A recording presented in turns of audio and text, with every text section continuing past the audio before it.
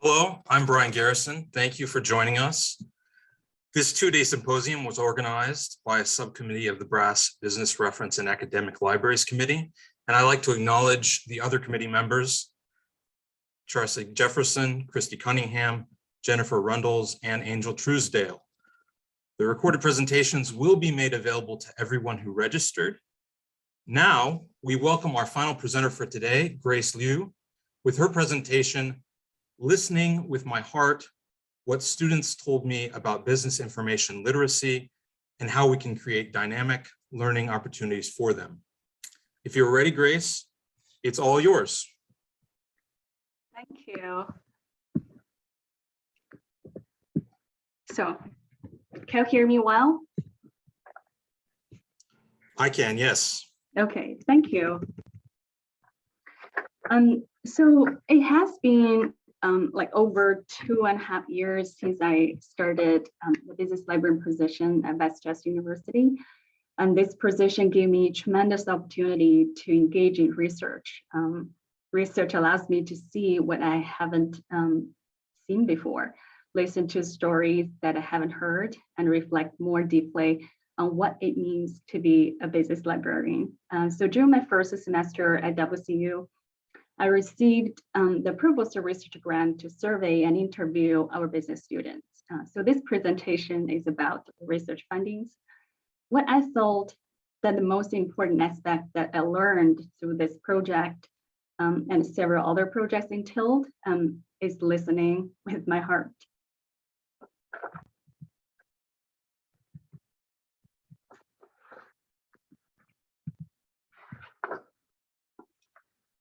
So for the research project with our business students, I was trying to answer a fundamental question I had for a long time.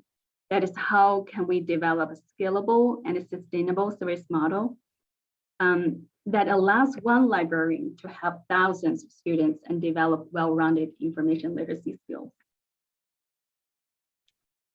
This is my process to find the answers. In the first step, I conducted a student information literacy survey in fall 2020 and a follow-up focus group study and literature review in the following semester. Last semester, I devoted some of the effort to analyzing AACSB accreditation standards, did some curriculum mapping and career mapping. I started my conversation with the associate dean of the business school and working on some strategic planning and more conversations with classroom faculty, both program development, the implementation, and assessment. The objectives of the business student survey was to understand students' attitudes and perceptions towards information literacy and ask for their ideas on how we can help them learn. We went through the IRB review, collected data in fall 2020, and we gave them a little bit incentive to participate in the survey. Altogether, we collected over 400 student responses, representing 11% of the student population. And we have a majority of the responses from our upper level undergraduates. Besides the survey, I also did some background research to better understand our business students, who they are. There is already so much data out there. I found this helps me to connect some dots, understand the context, and see the big picture. For WCU students, we have over 90% of business students from Pennsylvania. We have over 86% of MBA students who are part-time. And I also learned all the MBA classes are offered asynchronously. So most of the students are often only available during the weekend hours or on weekends for research consultation. So this affects some of my approaches to set up research consultations with our MBA students. And for marketing and management majors, we have 45% of transfer students, mostly in their junior year. So that means we have a flood of third-year students who are new to the library. And we have 30% of the first-year generation students. Further, looking into part-time work, job placement, and graduation rate, Our business students have been deeply involved in the part-time work that at different levels affects their ability to participate in extracurricular activities and events on campus, attend classes, and even finish their coursework.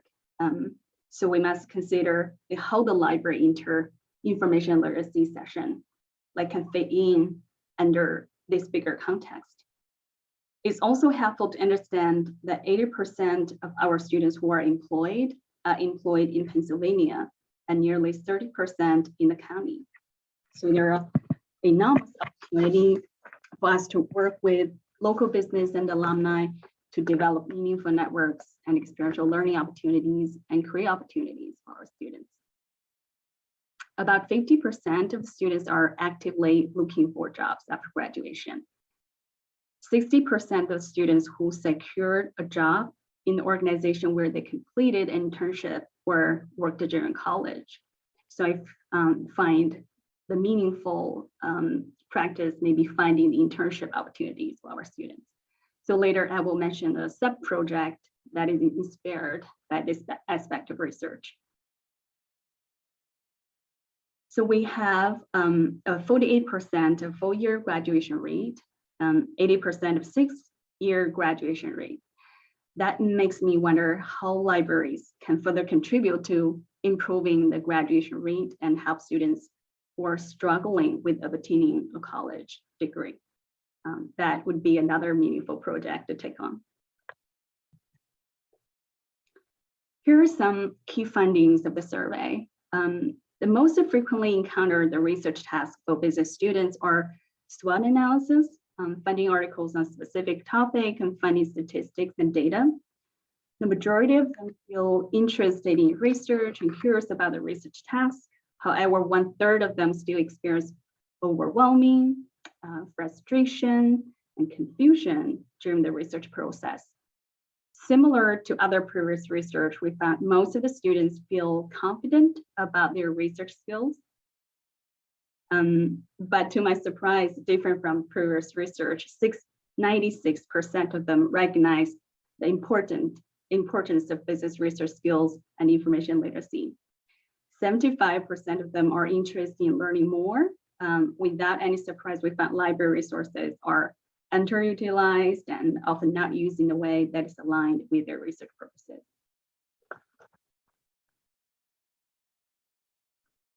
Most of the students conduct a research for their class project. They perceive the most challenging task of research is knowing where to search beyond Google, which is quite understandable, but indicates the need for the promotion of resources in the library. They prefer face-to-face hands-on activities and embedded library sessions, but it's also worth noting that 42% of them would rather learn from a standalone learning module that offers more flexible, comprehensive, and systematic learning experiences. They hope the learning modules can be engaging, concise, and to the point. Nearly half the students prefer learning by small teams, and nearly the other half like learning by themselves. Students have intrinsic motivation in learning, while they would also be motivated by extra credits and a certificate. Finally, 54% of them would like to spend more than 30 minutes on a learning module that is beneficial but not required. 41% would spend less than 30 minutes. And then I aggregated students' ideas for an open-ended question, how the library can help them learn. Combined with the survey findings and also my personal experiences and reflection, I have identified 6 dynamic learning opportunities for our students. These opportunities are to promote existing resources, embed them into business curriculum, offer standalone learning modules, integrate into students' existing research effort, organize workshops, events, and social activities, and create real-life research and learning experiences. I also aligned these opportunities with the university's strategic plan and found that the more we step out of the traditional and familiar way of teaching information literacy, the more strategic dimensions we would probably engage and create for our students. With the focus group and interview with about 14 students, I went through these opportunities one by one with them. I got their feedback and some of their insights on how to make these ideas a reality for students. So the first opportunity is to promote existing resources. Raising students' awareness is a fundamental effort to build the foundation of information literacy. But we need to be more creative and make sure the right amount of information is shared with students at right place at right time. Student recommended that having short visits to classes would be the most effective way. We talked about using infographics to highlight and visualize resources and place some of the bookmark-sized infographic in the business building. When I asked the students about their job searching experience and how libraries can help, a senior student told me that he felt the job market is pretty tight. If students get discouraged, they're just going to make an easy path. What that means, I realized later when I had a chance to talk to the management department chair, she mentioned that students might settle a job that does not require a college degree, and made me realize the importance of a career preparation for students. More importantly, we need to empower students to use the knowledge to guide their career path, preparation, career choices, and decisions. So this is part of the information literacy education as well. So I initiated another project in the summer 2021, collaborated with the Career Center, the management department chair, and the classroom faculty who teaches management and career directions, and prepared a career guide for our students. I would just quickly walk this through. So the career guide was trying to identify the career paths for students in 6 different majors. So I created these 6 different majors, including the career path, bright outlook jobs, our graduates, their employers and job titles, Fortune 500 companies with headquartered in Pennsylvania, their industry, website, how many alumni working there, and internship opportunities. I later shared this guide and some ideas with business faculty on how we can help students find their career success, and share some of the ideas I think most crucial, and how we can all as educators to help our students with their career success. And so I was invited to present this idea to faculty advisors and the students as well. Next, embedding the library instruction into business curriculum is still the most preferred way of acquiring information literacy skills, especially for experiential learning classes. Whether one shot or not, we can do it more strategically with curriculum mapping. So curriculum mapping may help us identify some gaps or additional needs. The survey also made me realize that developing a standalone interactive learning module motivating students with extra credits or a certificate might be a solution to scale up information literacy instruction and make the library services more sustainable. Hopefully the learning module can skillful students learning through different levels. The beginner level can address the immediate needs of answering where to search beyond Google. And then it can go deeper to source evaluation and then handling more complex research tasks until addressing the upper level needs to get students more prepared for real life business career situations. So this can be done by drawing on the power of alumni and serving them for business research situations and get their input, knowing we have the resources, alumni resources in the nearby county and state can be very helpful. This standalone learning module idea is more focused on business information literacy. We can also think about more universal information literacy modules that apply across disciplines. Here is another example. As a request from some of my business faculty, I developed a 4-step strategy for evaluating online sources for management class. Later, I worked with 2 of my colleagues and turned this strategy to a learning module, and we piloted this semester with management 200 level classes and some of the writing 200 level classes. We currently have about 60 students completed this learning module and earned a certificate. We will do a major promotion in the fall semester. We'll collaborate with Student Affairs and Office of Digital Learning and Innovation and open the learning module to all students. So we really look forward to see and assess the impact of this project. The next approach is that we can also integrate information literacy into students' existing research effort, like internship, independent study, summer research project, investment club, business accelerator programs. Business idea computation is one of the typical programs organized by our Entrepreneur Center, and there were opportunities to provide research consultation to students who participate in this program. Our business school also have the Supply Chain Management Center organize supply chain management competition every year. Every semester. So we did the case competition for IKEA last semester and for Penske this semester.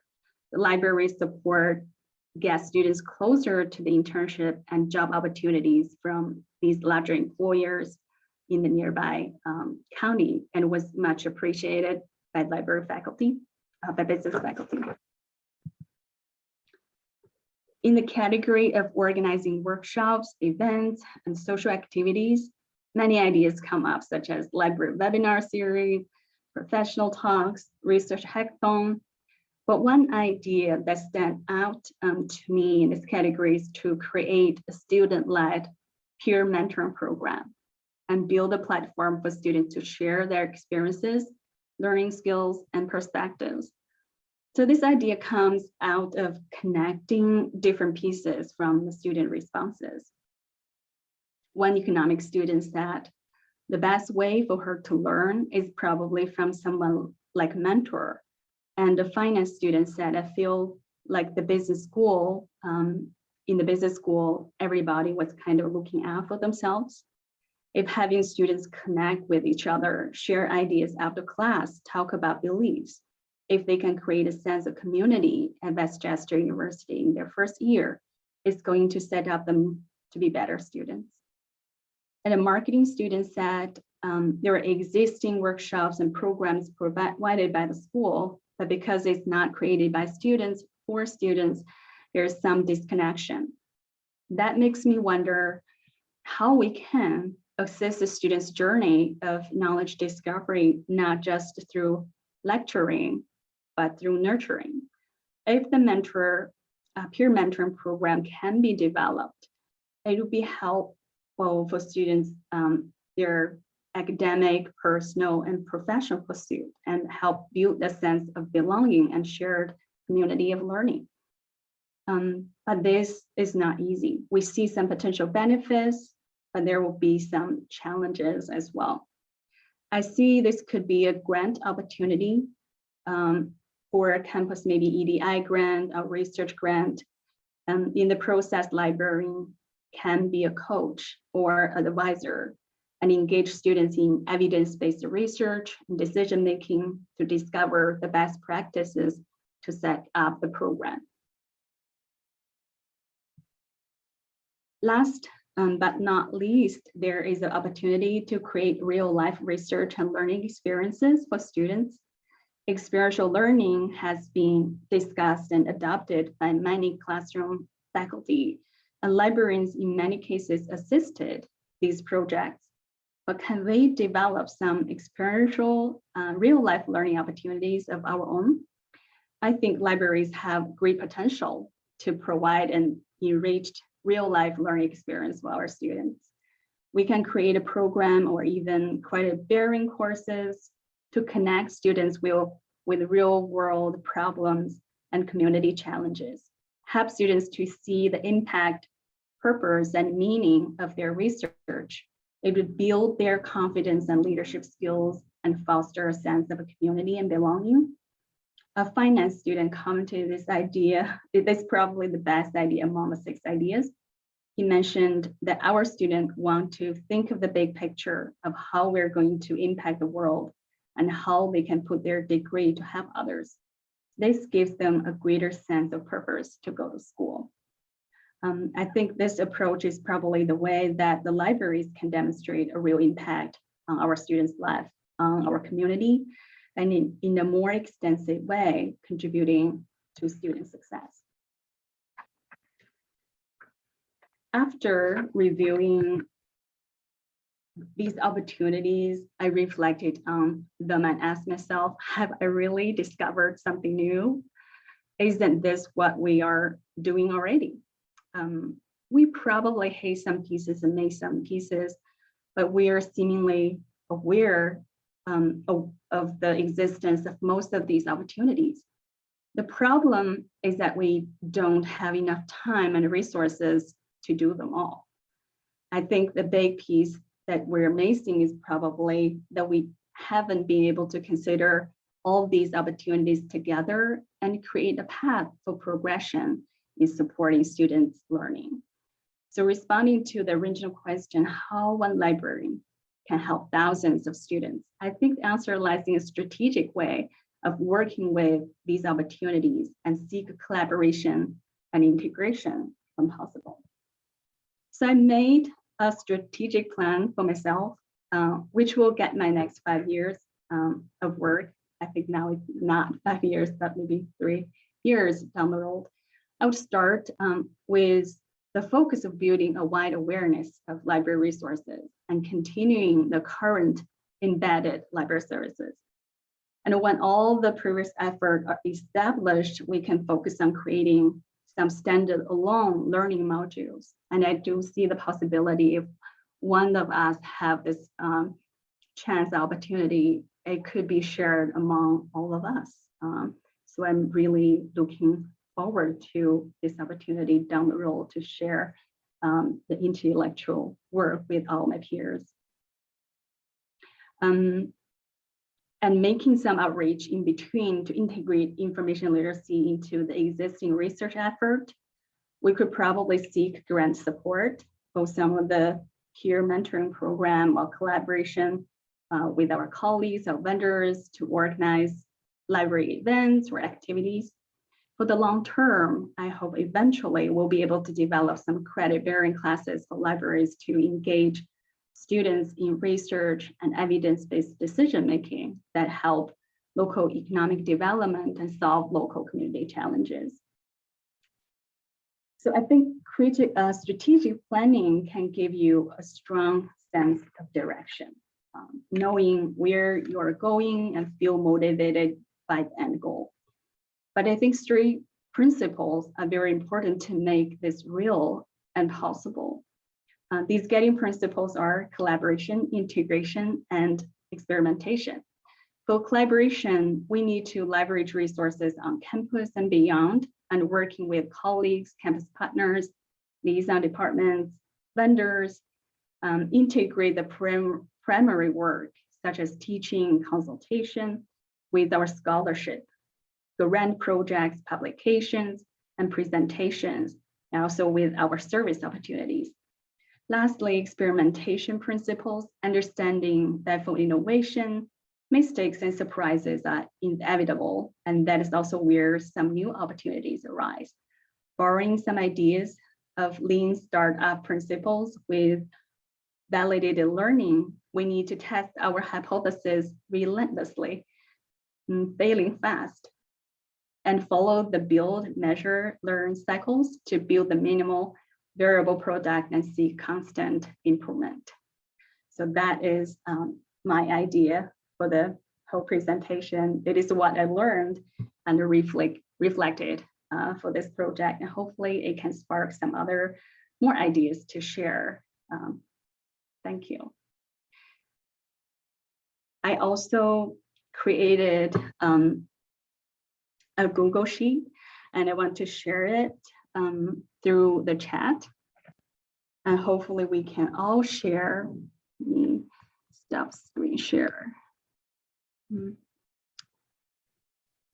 I'm going to post the link to the chat so we could all work on this topic together. I'm going to post it in the chat. So I wanted to engage you in this activity to have you all brainstorm about the 6 different ways that we could contribute, and even other ideas or other dimensions. I'm hoping I will do some aggregated analysis, and I'm thinking to contribute to the next issue of the academic grass to get all of us ideas together.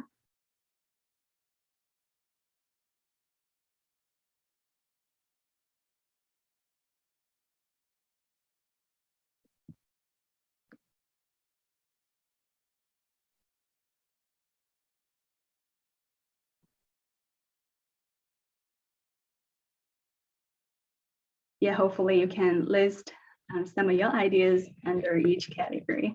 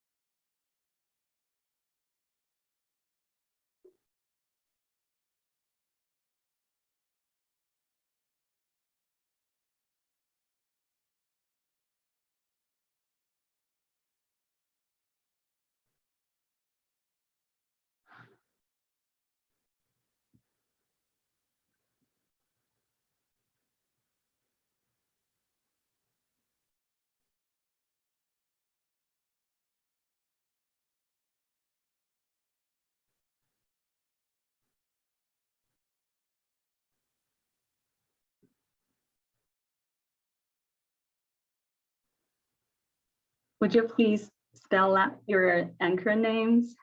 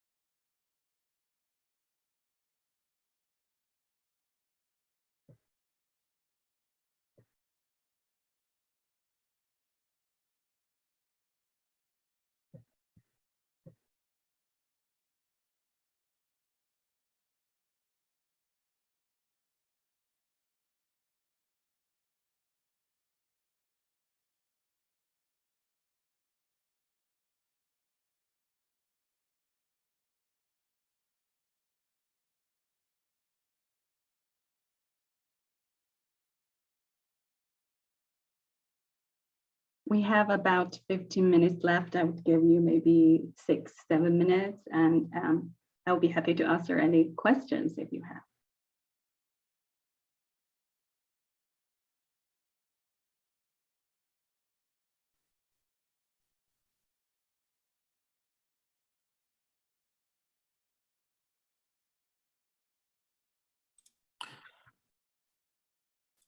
Grace, I saw 2 questions in the chat from earlier.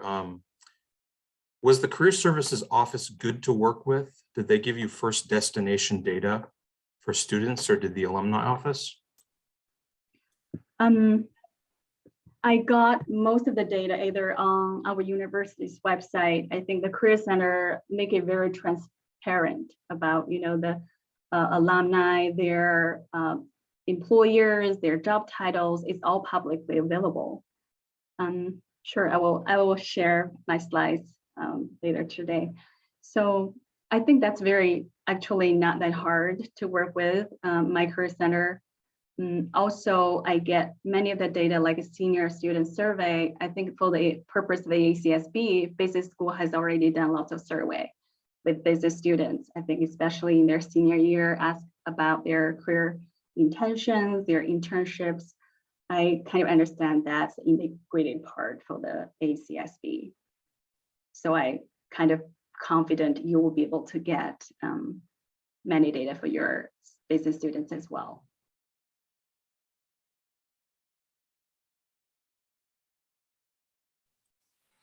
It looks like Juliet asked earlier also, can you please share an example of what a short visit to a class to promote existing resources would look like? I would say this is probably the easiest way to like engage a class. I would just directly email to the faculty and saying, can I pay a visit to your class for 5 to 10 minutes to introduce the resources available and services available in the library?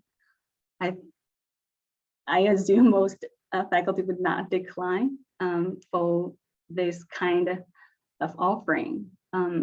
That is what I felt in my university.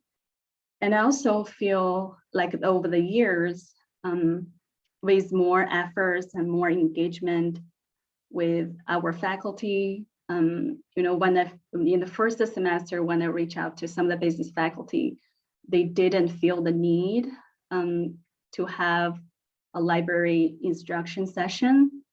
But I continued this effort, continued engagement with faculty at different scenarios. I participated in the entrepreneurship research group at the business school. So I met the faculty again at another occasion.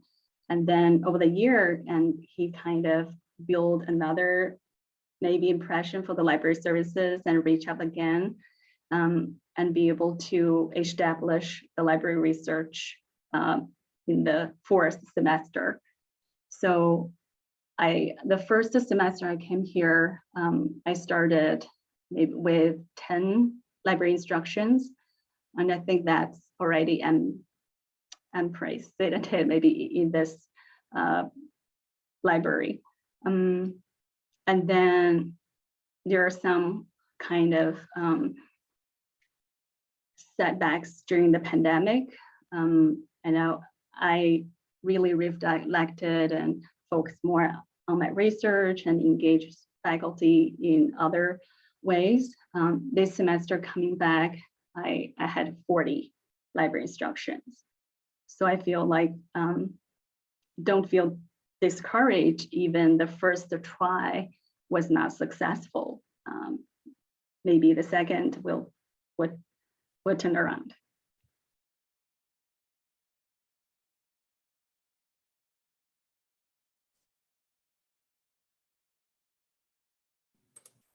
I see another question. Are you able to share the evaluating sources learning module that you built?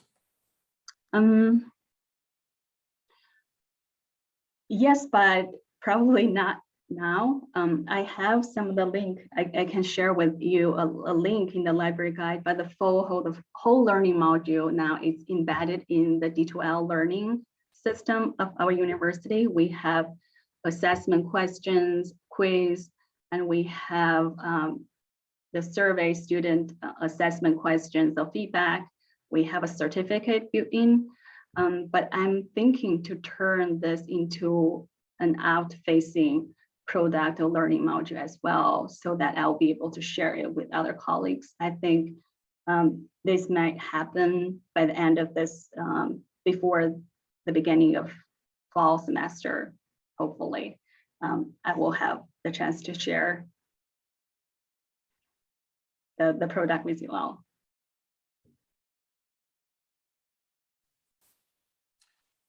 I have a question.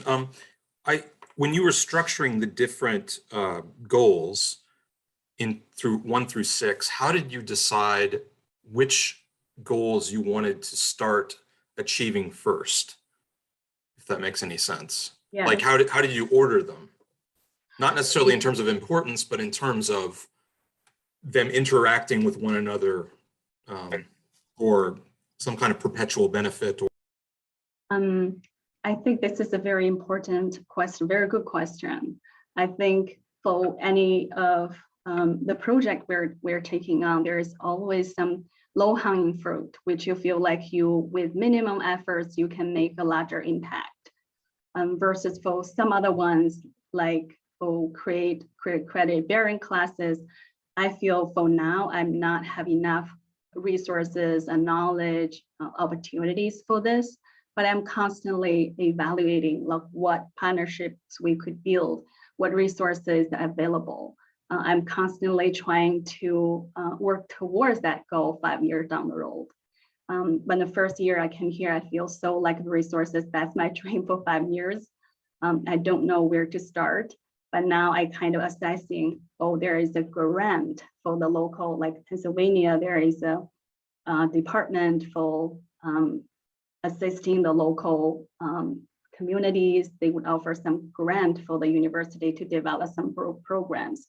So I think I could probably leverage that opportunity to make this a project I can take on during summer.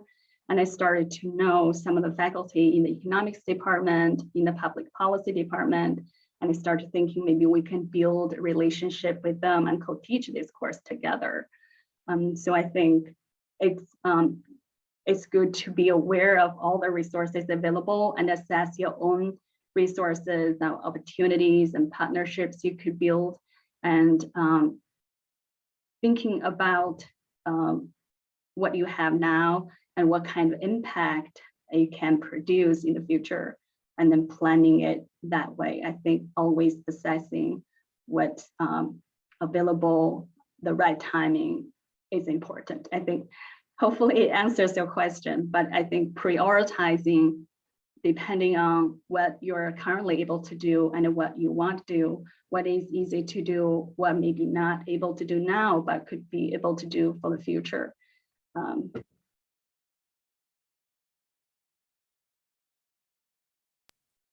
Hopefully it answers your question.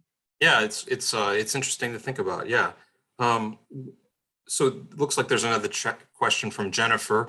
When you visit a class for 10 minutes, what is your focus and what do you promote? Your guide and how to contact you? I think so. I think if it's just 10 minutes, the most important thing is to let them know you're there. And I think you cannot do that wrong. If you are there, you present, they know you are there. I would point them to the library website, the major business guide, which has all the library resources on that page, and the services in the library, how to contact the library. They can find us through chat and contact information of myself and the library. Thank you. I love that idea because I think a lot of us tend to, all or nothing. And as a new business librarian in this role, I'm, I used to do 100 consultations every year in my former role, and I'm not having that same success with the business students. So I like this idea. Like you said, who doesn't have just 5 or 10 minutes, right? So it's a low risk on their part, but it's a great opportunity just to make yourself known. So thank you for that idea. Thank you.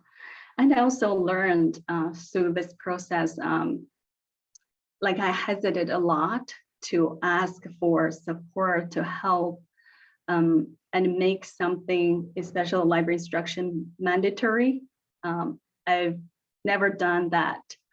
But this semester, I got a chance to work with a marketing professor who was really impressed by, that was an experiential learning class with the faculty working with several 6 small businesses, and want students find information about all the small businesses and marketing plan. So I tried to find all the available information in the resources available in the library, and gave him an example, and then he decided to make it mandatory. This is the first time I half the faculty wanted to make the library like consultation for each group mandatory. And what surprised me is the faculty make it very time intensive in the week. Like, I wanted to get this done just in this week. And then I created a time sheet for students to sign up. And most of the students choose only 2 days of the week. And I was really worried about, students have the time conflict, have other classes, they were not able to be there. It all turned out to be not the case. Nearly each group have at least a student, 3 students. That's a 4-student team. At least 3 students appeared, and other students was trying to contact the ones who didn't appear. So I think that really changed my mindset of engaging a business class. Don't be afraid of asking more. And I also learned sometimes it really needs some nudge. And if you make that effort to give a little bit nudge for students, the result, the impact will be there. So I kind of started to feel not that afraid of asking more.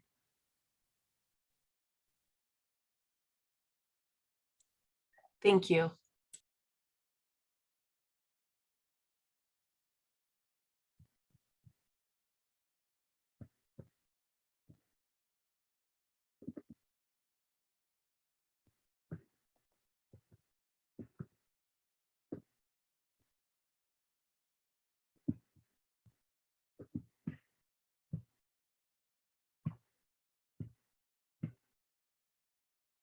Thank you so much for all the responses for different ways. And I'm really grateful. And I think this will benefit not only myself and also other business librarians. I will promise to share it with you all.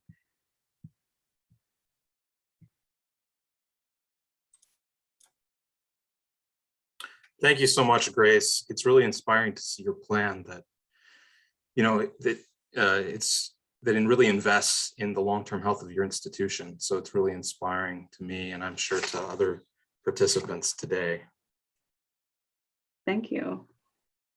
I really appreciate the opportunity. Well, you did a wonderful job, and thank you to Grace, and thank you to all of today's presenters for sharing their valuable insights. And thanks to all of you for sharing part of your day with us and participating so enthusiastically. It's wonderful to be a part of this community. So I want to remind you all, this symposium was organized by a subcommittee of the BRASS Business Reference and Academic Libraries Committee. I'd like to acknowledge the other committee members again: Teresa Jefferson, our chair, Christy Cunningham, Jennifer Rundles, and Angel Truesdale. Thank you to Penny Scott for supporting us, and the recorded presentations will be made available to everyone who registered. We look forward to seeing you again tomorrow for the second great day of the BRASS Symposium, starting at 12 Central Time. Have a great day.